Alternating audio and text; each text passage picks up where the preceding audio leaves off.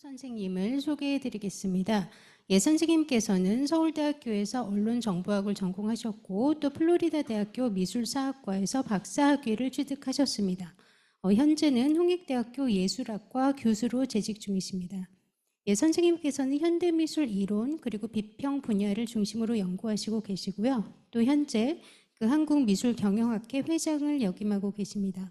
또 최근에는 미술과 인공지능 관련해서 상당히 흥미로운 그런 논문을 출판하시기도 하셨습니다. 예, 그러면 선생님의 발표, 공존을 위한 예술 1970, 80년대 뉴욕의 대안적 예술 현장의 생태 미술을 청해 들어보도록 하겠습니다. 네, 안녕하세요. 소개받은 이임수라고 합니다. 네, 정해진 시간이 있으니까요. 네, 빨리 진행하도록 하겠습니다.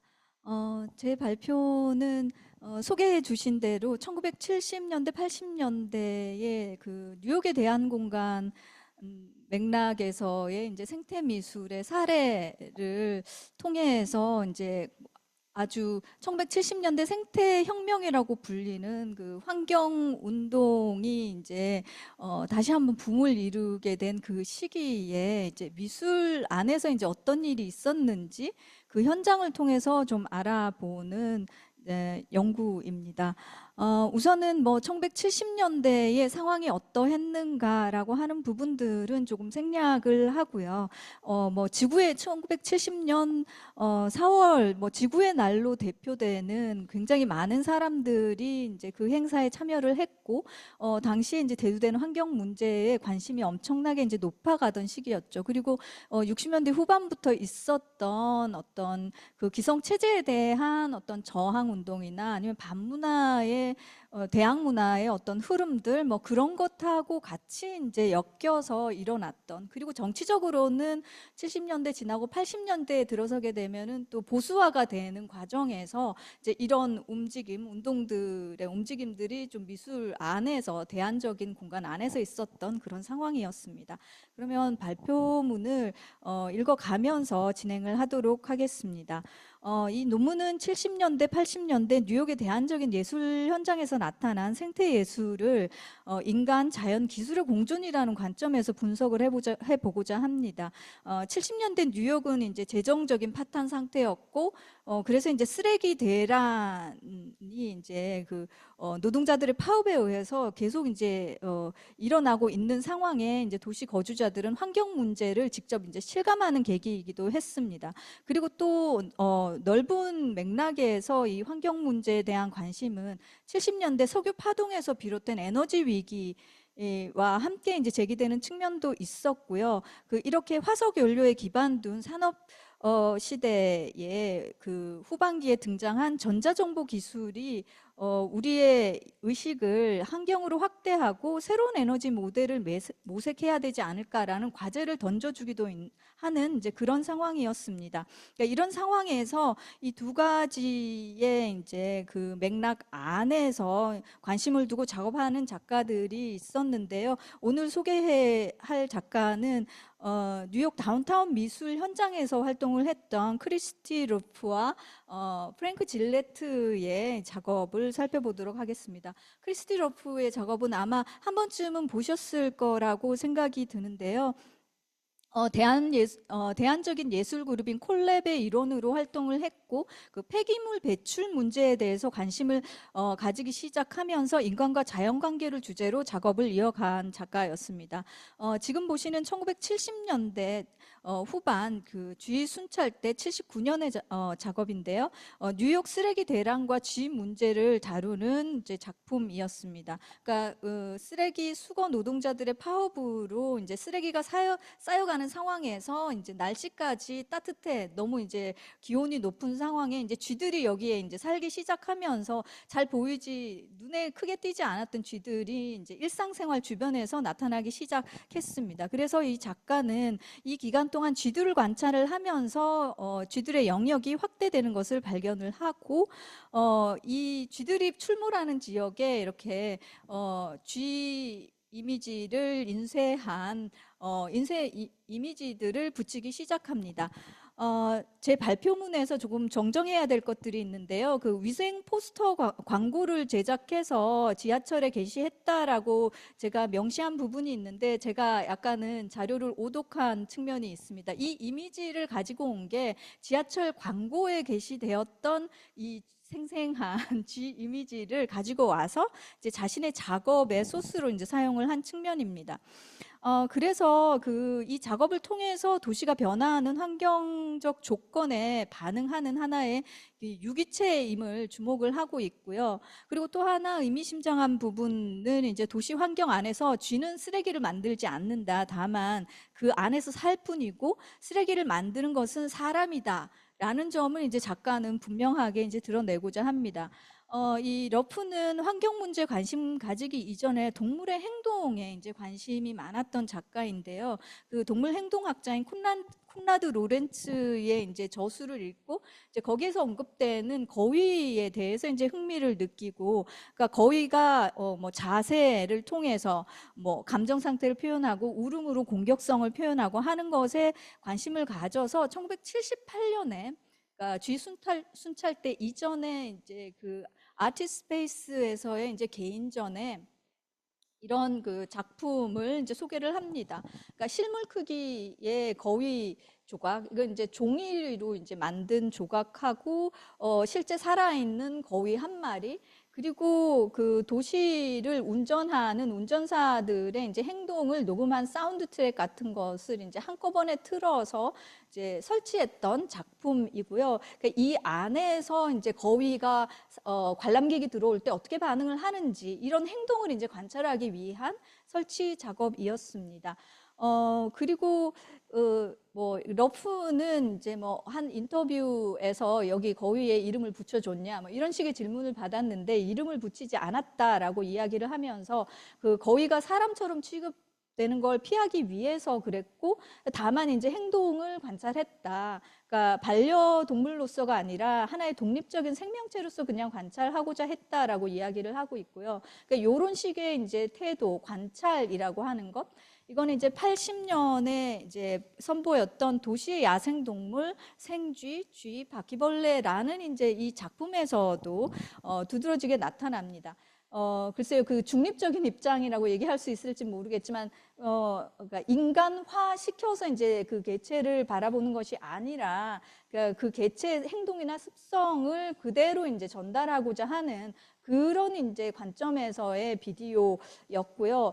그러니까 이런 그 어떻게 보면은 그 유해 동물들 이라고 얘기할 수 있는 이런 것들을 이제 공중위생이라는 인간 중심적인 관점에서 접근했다기보다는 그냥 도시의 주거자, 거주자로서 이제 관찰하고 설명하고자 하는 태도가 보입니다. 그리고 이 러프의 동물 행동 그리고 이제 도시 생태계에 대한 관심은 그 도시에서 인간과 동물의 공존 문제로 좀 확대된다고 얘기를 할 수가 있겠는데요. 1979년하고 80년에 기획한 전시 도시에 사는 동물들이라는 전시가 있습니다. 이 전시를 통해서 동물에 대한 인간들의 이제 편견에 대해 좀 질문을 던지고자 했었고요. 이 전시에 이제 나온 작품들은 이제 반려동물 혹은 유해동물을 주제로 해서 예술가뿐만 아니라 이제 뭐 사회학자나 동물학자 혹은 지역 주민들 아이들이 이제 출품한 작품을 이제 함께 전시를 하고 있습니다. 그리고 뭐 던지고 싶은 그러니까 뭐 그 질문이라고 한다면, 그러니까 유해동물 구제업자가 도시에 정말 필요한가? 이건 굉장히 이제 인간 중심적인 관점에서인 거죠. 공중위생을 위해서. 그래서 이제 이 프로젝트를 설명을 하면서 그 러프는 밤비 신드롬을 이제 언급을 합니다.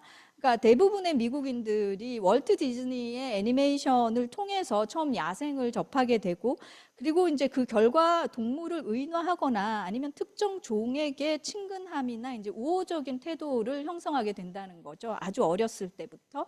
그래서 이제 이 심리는 인간 관점에서 감상적이고 동정적으로 이제 동물 세계를 묘사하고, 그래서 자연을 있는 그대로 느끼지 못하게 한다라고 이제 이야기를 하고 있고요. 그래서 인간 중심적인 잣대로 동물을 착한 쪽, 악한 쪽으로 구별을 하고, 이제 악한 쪽은 죽여도 되지만 이게 착한 동물로 분류되는 것은 죽이면 안 된다라는 이제 심리가 형성된다라는 점을 지적을 하고 있습니다. 그래서 밤비와 같이 귀여운 동물은 죽이면 안 되지만 이제 뭐 그렇지 않으면 죽여도 상관없다는 태도, 뭐 떠돌이개나 길고양이 같은 것들, 이런 태도가 이제 도시 야생 동물에게 이제 향할 수 있는 여지가 있는 거죠. 그러니까 뭐 이런 식의 관점에서 좀 거리를 두고 똑같은 그 뭐라고 해야 될까요? 도시를 서식지로 삼고 있는 인간이나 아니면은 유해동물이나 그런 그 똑같은 관점에서 좀 보고 관찰하고 하고자 했던 프로젝트였습니다.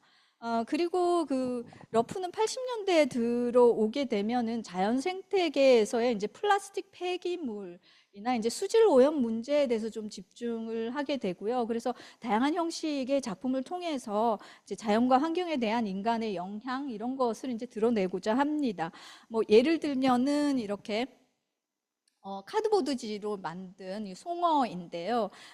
이런 송어 작업들, 이게 타이틀이 그러니까 보면은 그 산성화된 강물에 살고 있는 이제 송어 시리즈라고 이제 이름을 붙여가지고 어떻게 보면 되게 유치해 보이기도 하는 그런 이제 그 종이 조각 작업을 이제 보이기도 하고요. 아니면은 이런 플라스틱 세제 용기로 거북을 만들거나 아니면 플라스틱 물병으로 이제 조개나 소라 모양으로 이제 만들어서 실제 버려진 플라스틱으로 오염되고 있는 바다를 상기시키는 작업을 선보입니다.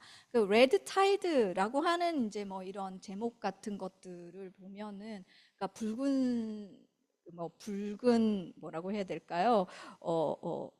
파도, 뭐 붉은 조수 이런 그 의미도 있지만 타이드라고 하는 이제 세제 브랜드명도 이제 해당이 되는 거겠죠. 예. 그리고 그 외에 이런 80년대에는 공공설치 작품, 뭐 사회적 진보라고 하는 작품인데 이 작품은 이제 니카라과 여행한 후에 이제 소회를 담아서 이제 만든 작품으로 이게 벌레에 먹은 이제 옥수수를 끌고 가는 달팽이 모양입니다. 그러니까 뭐 남미에 뭐 혁명이 당시 이제 일어나고 있었고 뭐 혁명 안에서 여러 가지 이제 뭐 그 노력들이 있었는데 이 작업에서 이제 우리가 읽을 수 있는 거는 식량 안보 문제가 경제적인 상황, 환경적 조건 모두에 이제 종속된다라는 점.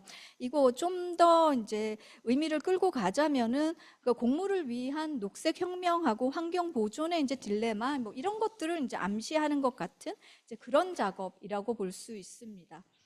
이렇게 이제 자연에 대한 인간의 인식에 관심을 두고 이제 작업하는 작가라고 얘기를 할 수가 있겠고요. 실제 이제 이 자연에 대한 인식에서 중요한 역할을 하는 것이 미디어라고 얘기를 할 수가 있겠습니다. 그러니까 자연과 인간을 매개하는 그래서 그 일군의 이제 비디오 작가들 같은 경우에는 이 문제를 작업에서 좀 풀어내려고 하는데요. 대표적인 작가 중에 이제 한 사람이 프랭크 질레트입니다. 이 작가는 그 대한 비디오 그룹인 레인댄스 코퍼레이션을 설립을 했고 여기에서 이제 발간되는 레디컬 소프트웨어를 통해 가지고 뭐 새로운 미디어 기술에 대해서 이제 공유를 하면서 당시에 이제 논의되고 있었던 뭐 정보 이론이나 아니면은 사이버네틱스 이론들 이런 것도 함께 소개를 하면서 생태계, 뭐 환경 문제, 인간의 어떤 생존 문제들도 이제 같이 언급하려고 하는 모습들을 볼 수가 있습니다. 네, 이 작가의 작업 중에서 좀 주목해서 볼 만한 작업은 그 인간과 생태 환경 관계에 어떻게 이제 우리가 세계를 지각하는 방식이 영향을 미칠까라는 점을 보여주기 위해서 전시장에 이제 생태 환경을 만들고 그걸 이제 관찰 카메라를 통해서 이렇게 이 뭐라고 해야 될까요? 통합 매트릭스라고 하는 요 공간 안에 투사하는 그런 이제 설치 작업을 보입니다. 각각의 생태는 뭐 이렇게 개미를 키운다거나 아니면 거북이나 거미 같은 이런 이제 생물을 이 큐브 안에서 키운다거나 아니면은 병아리를 부화시켜가지고 키우는 이런 작업들을 실제 이제 생태적인 어떤 굉장히 인위적이긴 하지만 그 과정들을 미디어를 통해서 관찰하는 그런 환경을 만들어 가지고 자연에 대한 어떤 인식이라고 하는 거, 그 과정에서의 기술과 미디어 의 그 역할 이런 것들을 생각해 볼 수 있게 한 작업이었고요. 그리고 또 하나는 그 자연 풍경과 생태계에 관한 작업을 이어가면서 그 인간 중심적인 공간 인식에서 뭐 생태계 중심의 공간 인식으로 전환해야 된다. 이걸 이제 작업에서 보여주고자 했습니다. 뭐 이런 그 예를 들면은 사물의 본질이라는 이 작업에서는 육지로부터 바다까지 이어지는 그런 그 자연의 변화, 생태계의 변화들을 쭉 촬영을 해서 보여주는 작품이고요. 어떻게 이제 그 미디어에 의해서 자연에 대한 감각과 인식 같은 것들이 재구성되는지를 이제 보여주고자 했던 작업입니다. 그리고 78년에 휴스턴 현대미술관에서 있었던 개인전에서는 그 텍사스만 그 주변에 그 34곳을 이제 촬영을 해가지고 삥 둘러서 이제 배치되어 있는 6개의 모니터로 프로젝션하는 작업을 선보였습니다. 그러니까 이 작업도 마찬가지로 자연에 대한 경험은 항상 이제 틀지워져 있다는 점, 그러니까 미디어를 통해서 뭐 이 부분을 지속적으로 이제 뭐 인지시키고자 했고요. 그래서 작가는 이걸 이제 비디오 풍경이라고 얘기를 하면서 관찰과 인식과 관련된 어떤 내적인 정신 과정, 그리고 이제 외적인 미디어 체계 간의 연관관계, 이런 것들을 탐구하고자 했습니다. 그러니까 이후에 이어지는 폴라로이드 사진 작업도 이제 그 자연의 생태계의 어떤 뭐 세부나 그런 이미지들을 이렇게 파편적이지만 연속적으로 배열을 해서 제시하는 작업을 보여줍니다. 그렇게 이제 그 이 질레트 같은 경우에는 그 인간과 생태 간 상호관계의 중요성, 특히 이제 그 생태계 파괴, 환경 문제와 관련해서 여기에 많은 문제 의식을 느꼈고요. 그래서 다양한 개념 모델을 사용을 하면서 그 환경적인 현실에 대한 이해를 할 필요가 있다라는 이제 생각들을 전달을 하기도 했습니다. 그러니까 당시의 지배적인 어떤 그 네트워크 텔레비전의 이론적이고 일방적인 시스템을 해소를 하면서 실제 인간 중심적인 공간 인식에서 이제 생태계 중심적인 공간 인식으로의 전환이 있어야 된다라는 그런 암시들, 그런 이야기들을 작업을 통해서 전달을 하고 있어요. 예, 이렇게 좀 마무리를 짓자면요, 조금 정신없이 설명을 드렸는데요. 1992년 그 아트 저널지 여름호의 이제 특집이 예술과 생태라는 특집호였는데, 이게 이제 7, 80년대 부터 이제 90년대까지로 이어져 오는 어떤 뭐 생태 주제의 그 작품에 대해서, 작업에 대해서 뭐 예술의 임무, 예술가들의 그런 작업들을 소개하고 새로운 생태 미학을 논의하고 있었습니다. 새로운 시대적인 요구에 부응하는 예술로서 생태 예술을 규정을 하고 여기서 강조하고 있는 점이 이제 자본주의 경제가 강요하는 소비주의, 그리고 대량 생산 체제가 환경을 파괴하고 생태계를 교란시킨다라는 점이고요.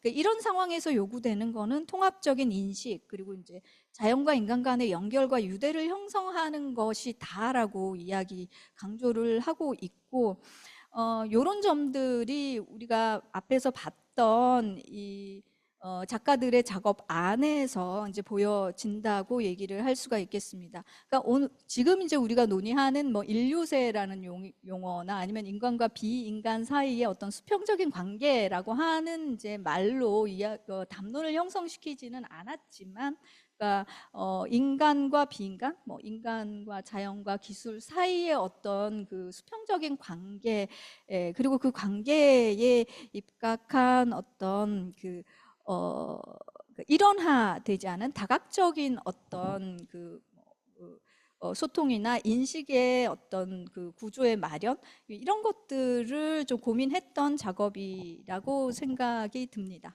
네, 감사합니다.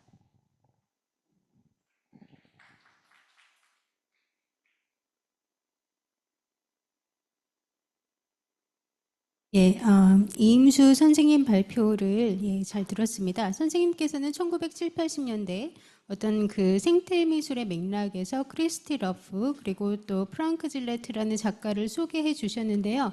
예, 굉장히 정말 어떤 뭐 우리가 오늘날 얘기하는 그런 그 비인간과의 어떤 동등성이라든지 생태 중심적 사고에서 굉장히 어떤 선구자적인 그런 작가들이었다고 생각을 합니다. 예, 그러면 이화여자대학교의 박은영 선생님께서 질의를 해주시겠습니다. 네, 안녕하세요. 박은영입니다. 이임수 선생님의 발표 너무 흥미롭게 잘 들었습니다. 시간 관계상 그 질의문 중간부터 읽도록 하겠습니다. 이임수 선생님의 연구는 뉴욕의 경제적 도시 환경적 상황을 배경으로 대한공간과 예술 공동체의 성장과 새로운 매체와 미술 형식의 확장 그리고 생태미술의 발전을 함께 고찰한다는 점에서 의미가 있다고 생각합니다. 이 지점과 관련해서 선생님께 3가지 질문을 드리고자 합니다. 첫 번째로 이 시기 발전한 뉴욕 대한공간과 예술 공동체에서 예술가들의 협업뿐 아니라 지역사회와의 연대가 중요한 활동 방식이었다고 볼 수 있습니다. 또한 생태미술의 주요 특징 중 하나가 다학제적 연구와 제작 방식입니다. 이러한 맥락에서 뉴욕의 주요 대형 공간이었던 패션 모다에서 러프가 기획한 도시에 사는 동물들 전시가 선생님 연구에서 중요한 지점을 차지한다고 생각됩니다.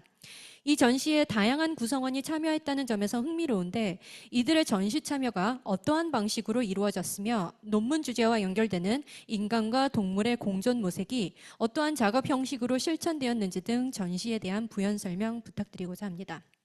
두 번째로 러프의 매체와 작업 형식 변화에 대한 질문입니다.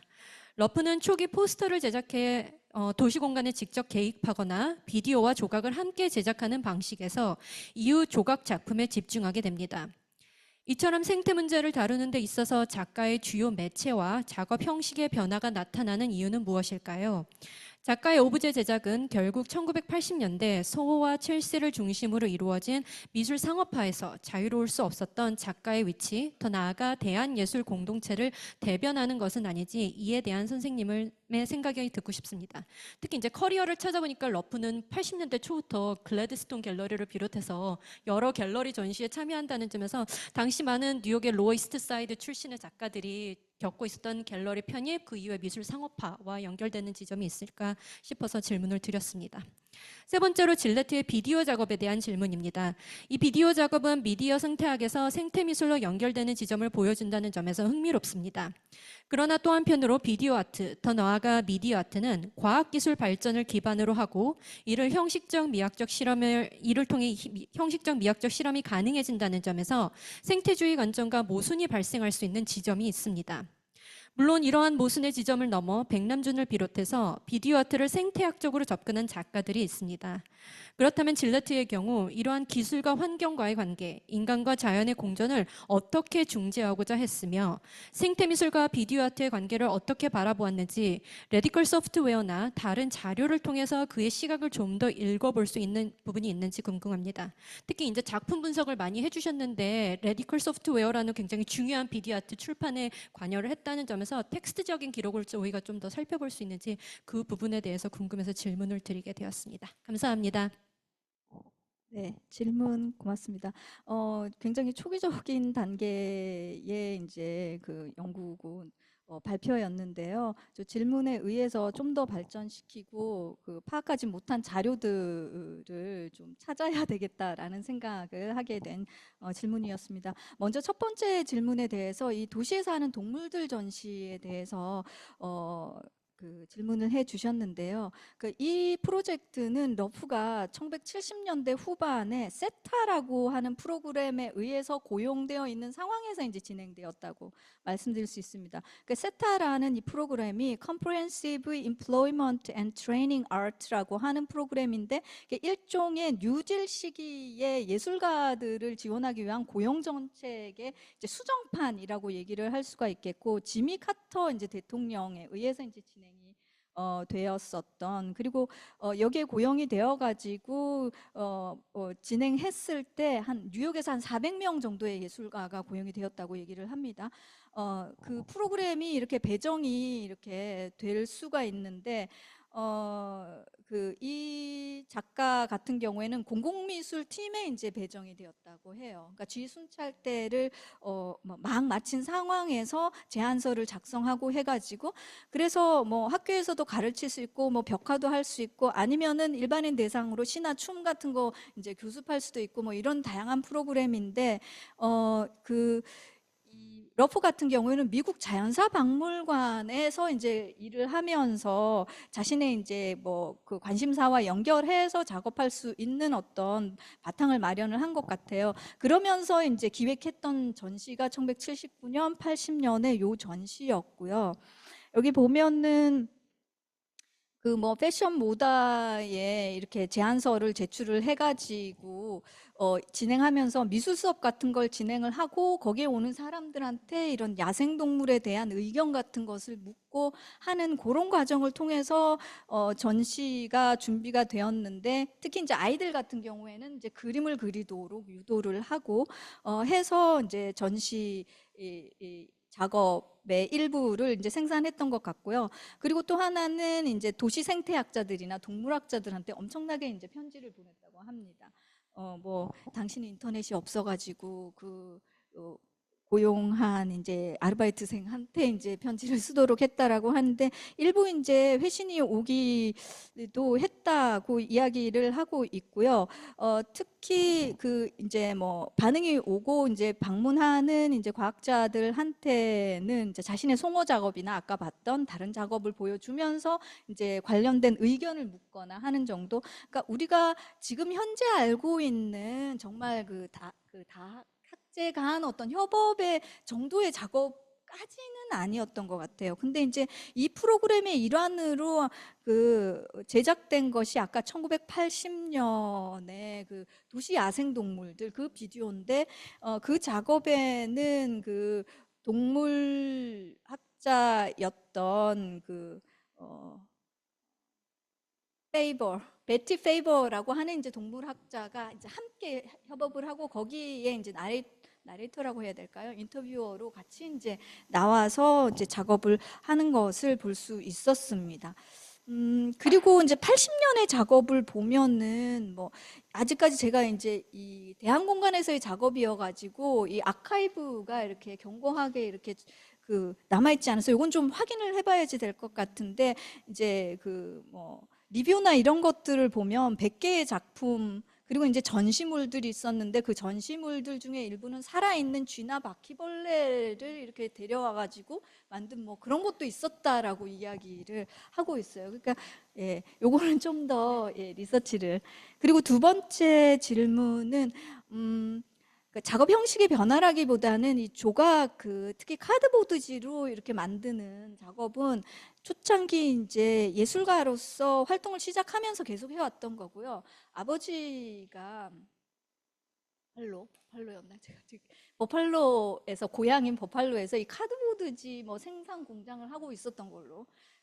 그래서 이 재료에 이제 익숙했던 부분도 있고, 근데 이후에 이제 80년대 들어가면 플라스틱 용기 버려진 걸로 작업을 하는 게 좀 인상적이었다는 생각이 드는데, 이거는 근데 이제 상업화 모르겠어요. 오브제 생산이라 오브제 형태로 만들어야 이렇게 전시도 하기 쉽고 그런 측면이 없지는 않을 것 같은데요. 이제 작가의 얘기를 들어보면 어쨌든 우리가 공간을 만들 때는 항상 우린 쓰레기를 만들고 쓰레기를 미학화하는 거다라고 이야기를 하는데, 그렇지만 자신의 작업은 쓰레기를 미학화, 예쁘게 보이려고 하는 건 아니다.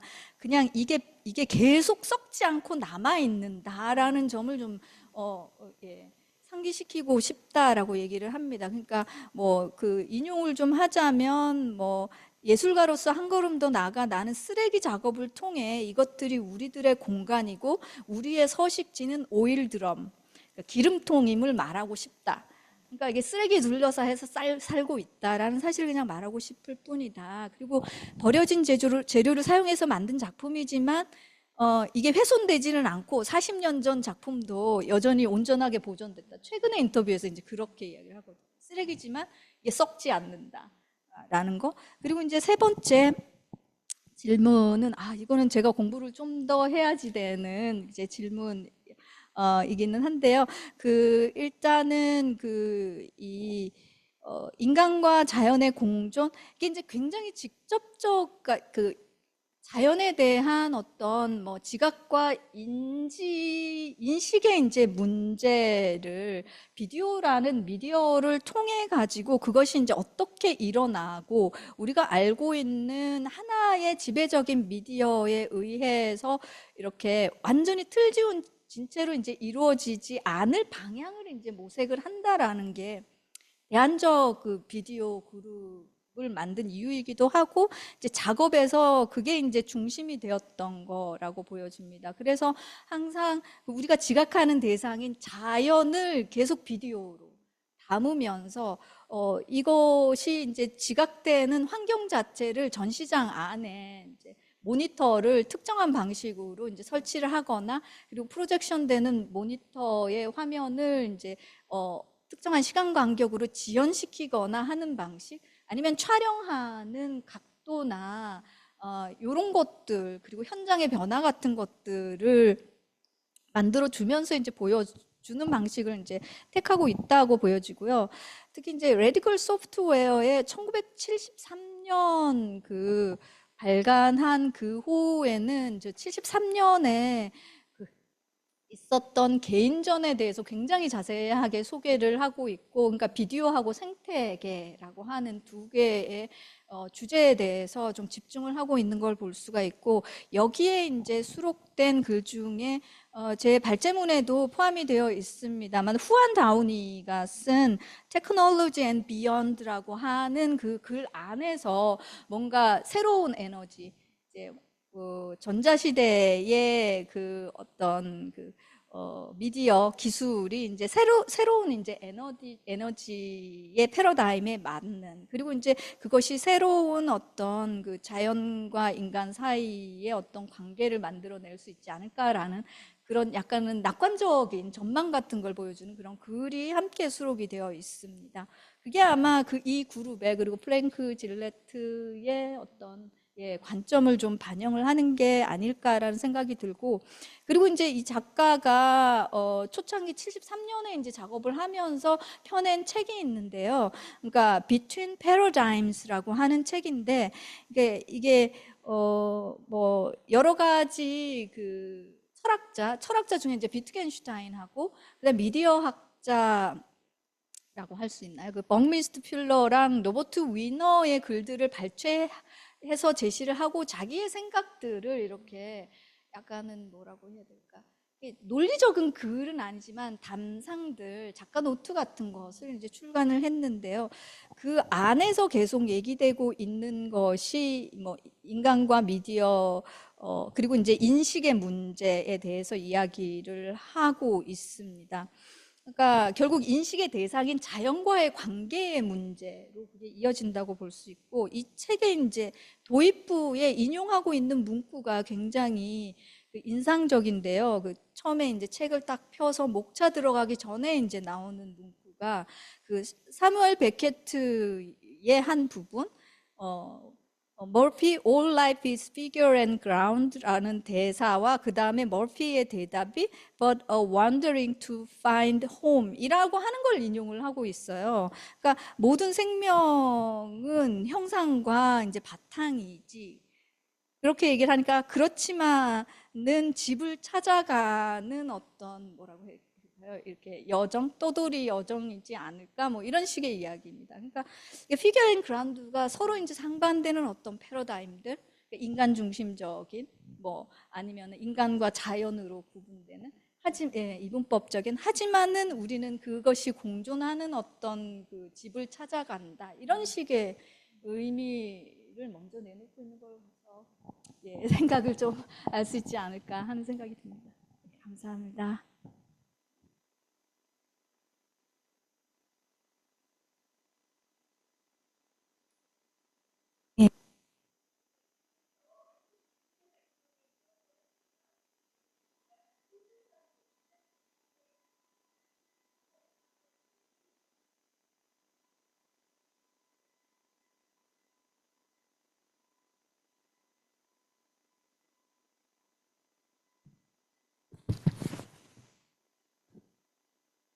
네, 안녕하세요. 저는 아까 질의했던 단국대학교 부회장이고요. 그 두 분 그 교수님의 발표를 모두 되게 흥미롭게 들었는데요. 저는 이제 그 중에서도 처음에 발표해 주신 백선 선생님께 좀 크게 두 가지 질문을 좀 드리고 싶습니다. 그 이제 질의해 주신 그 심 선생님의 어떤 질의랑도 좀 상통하는 부분이긴 한데요. 그러니까 먼저 이제 첫 번째 질의에서 어떤 정서의 이때는 어떤 윤리의 한계 같은 걸 이제 말씀하셨던 것 같아요. 그리고 이제 저나 이제 아마 백선 선생님도 마찬가지고 언급하셨지만, 그러니까 어떤 연구의 키워드를 정동을 가지고 있는 연구자 입장에서, 그러니까 저는 그 질문에 대한 답변이 정동이 하나가 될 수 있다고 생각하는 지점이 있기도 하고, 근데 이제 제가 정동을 연구한 다음에 느끼는 어떤 한계 중에 하나는 사실 그 정동이라는 단어 자체의 그 난해함, 그러니까 그거를 통과해야 되는데 그걸 통과해서 이제 어떤 일반적인 논의를 끌어가는 그런 한계를 느끼고 있기도 해요. 그래서 선생님께도 아까 이제 스피노자와 정동 얘기를 언급은 하셨지만 그 첫 번째 질의에 대한 어떤 답변으로서 정동이 가능하다고 생각하시는지 이 부분을 좀 여쭤보고 싶었고요. 그리고 이제 두 번째 질의랑 이것도 이제 같은 맥락에 있긴 한데 지금 하시는 이 연구가 어떤 현장과 이론 사이의 어떤 접점을 찾는 것이기도 하고 그런 이론의 답을 구하는 현장의 어떤 요청일 수도 있다는 생각이 드는데요. 제가 작년에 진행했던 연구 중에 하나가 사실은 이제 그 요즘 되게 각광받는 어떤 융복합 전시를 이제 살아있는 식물을 가지고 만들어내는 어떤 그 개발 사업에 대한 논문이었거든요. 그래서 그 연구를 하면서 결국은 특히 그게 이제 콘진의 사업이기도 했기 때문에 결과물을 어떤 산업계 내지는 현장에서 원하는 방향으로 좀 고려하면서 어떤 논문을 써야 되는 상황에 제가 처하기도 했었고 지금 어쨌든 조금 짧은 기간 아니고 한 2, 3년쯤 되는 연구 사업을 수행하시는 것 같은데 그 이론과 현장의 가운데에서 이 연구 성과의 결과물에 대해서 바람직한 어떤 방향이나 어떤 어, 그 해결점 같은 거 그런 고민 것들을 좀 공유해 주실 수 있는지 이런 좀 질문이 생겼습니다. 네.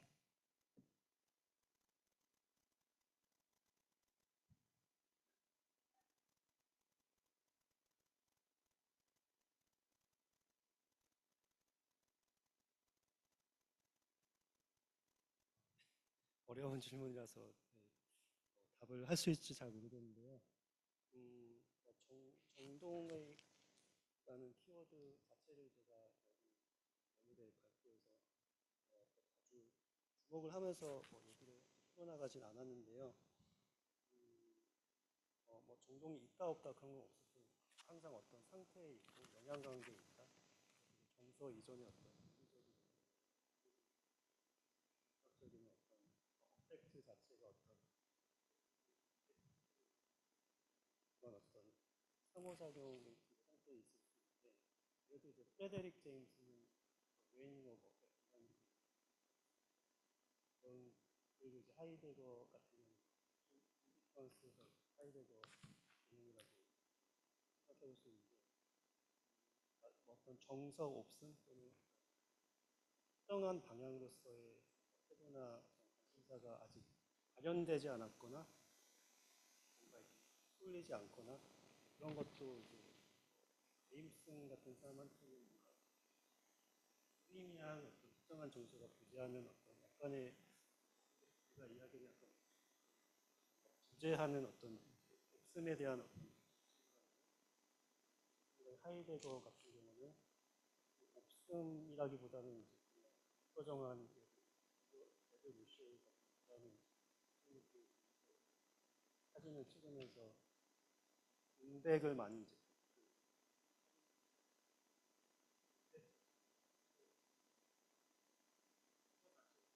태도이자 정서일 수 있다. 그 태도는 나중에 특정한 정서를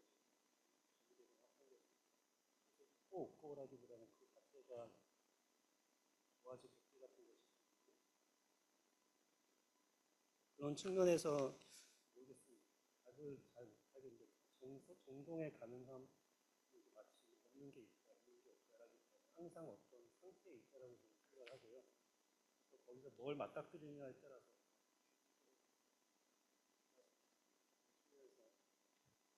첫 번째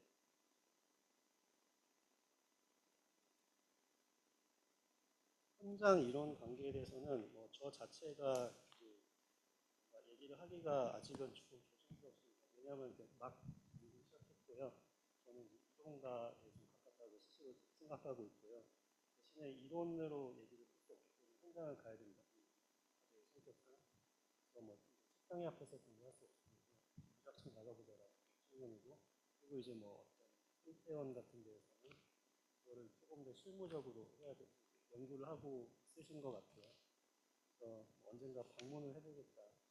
제가 뭐 딱 정하기는 좀 어렵고, 그 역시 이제 생태원도 현장이고 책상도 현장이고, 그런 맥락에서 브루노 라트로의 제자인 건축 이론가 중에 알베나 야네바라고 있거든요. ANT를 건축 이론으로 공부하는 그런 사람에 따르면은 저희 건축에서 사이트라는 영어가 한국말로 대지거든요. 그러니까 설계할 때 이제 땅이 필요하잖아요.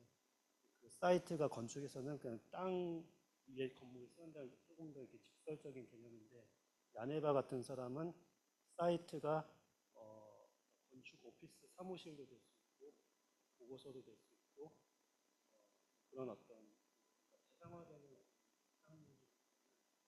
프로세스로서의 어떤 일련의 어떤 상황들 사이트로 보는 것 같거든요. 뭐 그런 측면에서 현장이 꼭 어떤 나는 이제 안에서 일을 하고 하기보다는 연동할 수 있다고 좀 생각합니다. 그래서 때로는 제가 현장적인 그런 생각이 들어가지고, 그 관계는 개념적으로 근데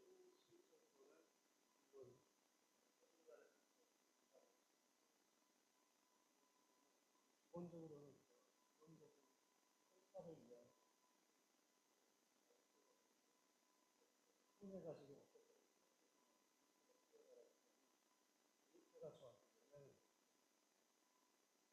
영향을 어느 부분까지는 일부러 방향성이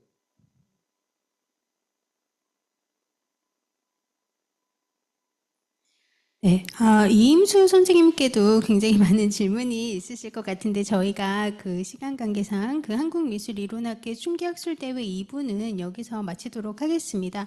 예, 다른 질문들은 장소 옮기면서 또 그 자유롭게 그 토론하실 수 있을 것 같고요. 저희는 그 장소를 옮겨서 백남학술정보관 6층 세미나실에서 4시 30분부터 또 이후에 학술회를 진행하도록 하겠습니다. 예, 함께 끝까지 함께 해주시면 감사드리겠습니다.